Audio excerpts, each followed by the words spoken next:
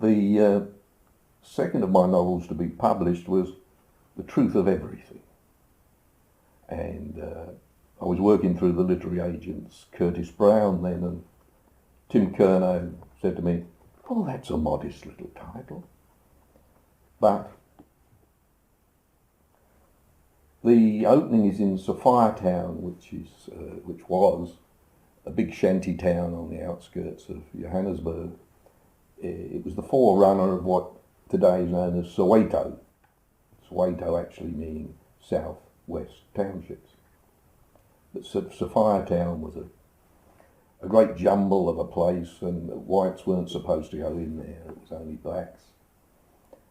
But I got smuggled in and made friends, and one of my friends was a fellow called Bloke Modisani. And he wrote in a magazine once, "We don't live in Sophiatown, we are Sophiatown. We dance, we whistle, we get drunk, we make love, sometimes we kill each other." Another writer who I got to know there was called Can Temba. He became quite famous in time. Right, here's the opening chapter. There was a gun on the table, a bottle of Commando brandy, and a complete works of William Shakespeare, minus the front and back covers. Outside in the dark there were 2,000 policemen armed with rifles and Sten guns.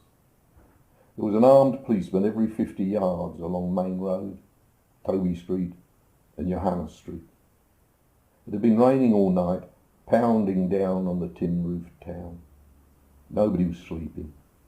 Thousands of people sitting around talking in whispers, crouching in their tin shacks and drinking homebrew. Beneath their uneven floors, the earth moved uneasily. At the back of the moon, Fatty Nkwana was singing quietly to General Duze's guitar. They knew they were surrounded. Come 3 o'clock, the police would move into the narrow streets and back alleys, and then the beatings and the killings would start. They'd been waiting for Chief Albert Luthuli to address the meeting in Freedom Square, but when he landed at Jan Smuts Airport, there was a banning order from Justice Swart. Major Spengler had other plans. Anthony Sampson had called on the Major earlier in the day, seeking a story for Drum magazine. He had asked the chief of the Johannesburg Special Branch if they were expecting trouble. "Trouble?" said the Major. "No, are you?" Close on the first gunshots came the noise of the police dogs and the screams of the children. By dawn, the broken doors swung open onto homes full of overturned chairs and tables, scattered pots and pans, women tending the wounded and consoling their children.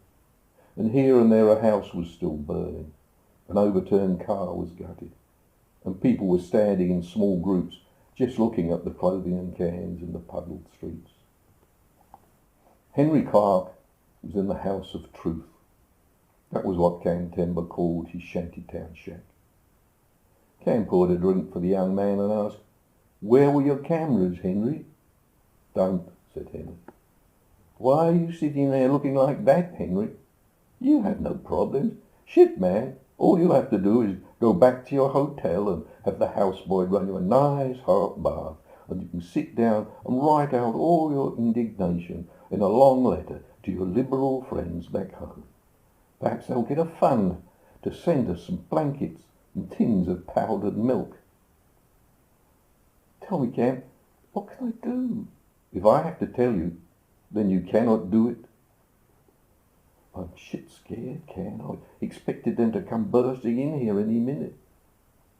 Can Timber's eyes grew so wide that the white showed all around the pupils, a red, veined, yellowish white.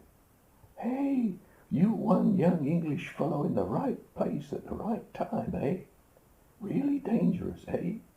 Welcome to Softtown, baby."